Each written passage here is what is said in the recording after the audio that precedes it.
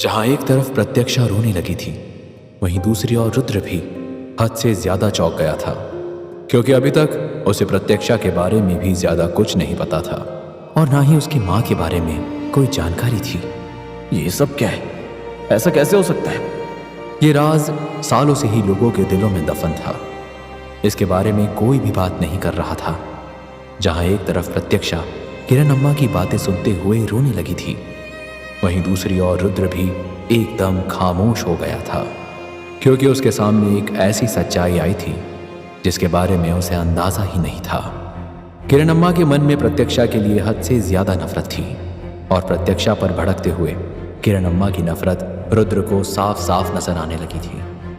बस करिए, आप मेरी बीवी को इस तरह से रुला नहीं सकती हैं। काहे मजाक कर रहे हो तुम? हम तो वो भी कर सकते हैं जो तुम अपने सपने में भी नहीं सोच सकते। चाहो तो करके दिखाए। ये मनहूस कम थी क्या जो एक जानवर भी यहाँ आ गिरा? प्रत्यक्षा के रोने पर रुद्र ने प्रत्यक्षा के हाथ को थाम लिया और उसे शांत होने के लिए कहने लगा कि तभी पीछे से जोरों से आवाज आई। अरे ओ बूढ़ी अम्मा, ज्यादा चिल्लाने से ना दिल का दौरा पड़ता है।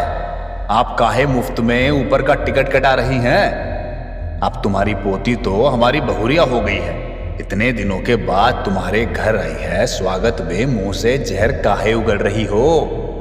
आवाज सुनते ही सभी ने पीछे मुड़कर देखा तो पाया कि बाबा साहब अपने आदमियों के साथ हवेली के दरवाजे पर खड़े थे। बाबा साहब ने अपने मूंछों को ताव देते हुए अपने हाथ में पकड़ी हुई छड़ी को जोर से जमीन पर पटका और फिर किरण अम्मा से कहने लगे, अरे अम्मा, इतने चिल्लाने की क्या जरूरत है? कभी कभी ऐसा भी बर्ताव कर लिया करो कि इंसान जैसा महसूस करो।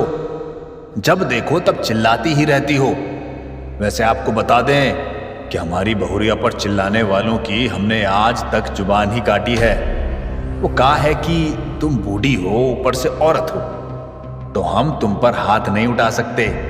जबरदस्ती तुमको इज्जत देनी पड़ रही है, जबकि इज्जत वाले काम करती ही नहीं हो तुम अम्मा।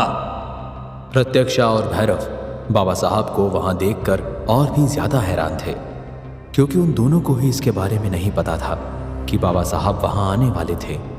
प्रत्यक्षा ने अपने आंसुओं को पोंछते हुए रुद्र से कहा, बाबा यहाँ क्या कर रहे हैं? उन्होंने बताया तो नहीं था कि वो यहाँ आएंगे?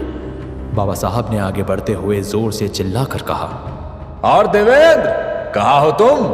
अपनी बेटी के ससुर का आदर सत्कार नहीं करोगे क्या?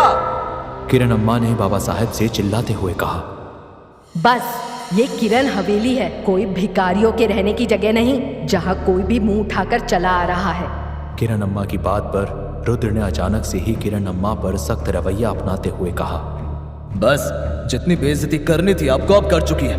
मेरे बाबा से इस तरह के शब्दों का इस्तेमाल ना करें आप। मैं अपनी हद बहुत जल्द भूलता हूं, इसीलिए बाबा से तमीज से पेश आइए।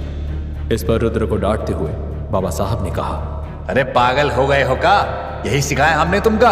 हमने सिखाया है कि सामने चाहे जो भी हो उसकी इज्जत किया करो। बड़ी है उम्र में तुमसे, थोड़ा सटिया गई हैं तो क्या हुआ? आखिर तुम्हारी पत्नी के पिताजी की माँ ही तो हैं। चलो माफी मांगो और तुम दोनों रस्म निभाओ, फिर हम सब घर चलेंगे। इधर बाबा साहब की आवाज सुनते ही देवेंद्र तेज कदमों से सबके पास पहुंचा। बाबा साहब को अपने सामने देखकर देवेंद्र बहुत हैरान था। इस पर उसने बाबा साहब से कहा, तुम यहाँ क्या कर रहे हो? तुमने हमें बताया काहे नहीं कि तुम भी आओगे? ये सब हमारे लिए बहुत जरूरी था, वरना तुम तो जानते ही हो हम दहलीज पार नहीं करने की कसम खाए थे। काहे से हमने हमारी बहुरिया को पूरी तरह से अपनाया है। तुमसे किया वादा निभाया है हमने देवेंद्र, इसलिए देखने आए थे। देवेंद्र खामोशी से बाबा साहब की बातों को सुन रहा था। अब अपने बच्चों को लोमड़ी की गुफा में अकेले तो नहीं भेजेंगे, और जैसा तुमने सोचा था अब ऐसा हो ही रहा था कि बंधे हुए शेर पर हमला करने चली थी ये लोमड़ियां। तुम्हारे होते हुए भी ये हवेली में क्या हो रहा है? देखो तुम हमरी तुम्हारे अंदर की मर्दानगी खत्म हो रही है का, जो औरतों को सर पे चढ़ा के बैठे हो? हम हमारी बहुरिया और हमारे बेटे से बहुत प्यार करते हैं और उनके खिलाफ एक शब्द नहीं सुन सकते, इसीलिए चाहते हैं कि तुम जल्दी ही रस्म पूरी करो और हम अपनी बहुरिया को वापस लेके जाएं। बाबा साहब ने राम्या और किरण अम्मा को देखते हुए उनसे कहा, पंजे ना मारो अम्मा, और अपनी छोकरी को संभाल लो। बहुत जुबान चलती है इसकी। हमारा बेटा भैरव, इस समय उसके हाथ बंधे हुए हैं। काहे से हम उसको यहाँ बहुरिया के साथ भेजे हैं, लेकिन उसको भड़काने में बिल्कुल वक्त नहीं लगता है, और एक बार वो भड़का तो अकेला ही काफी है लोगों के लिए। काहे औरतों पर हाथ ना उठाने की कसम हमने खाई है, उसको तो हमने इस कसम से दूर रखा है।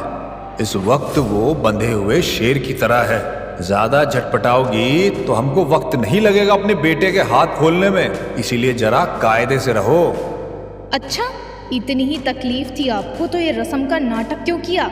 जब रिश्ता ही नहीं है इसका हमसे, जब आपसे कोई नाता ही नहीं हमारा, तो फिर यहाँ करने क्या आए हैं? यहाँ तमाशा फैलाने के लिए कब से सोच रहे थे?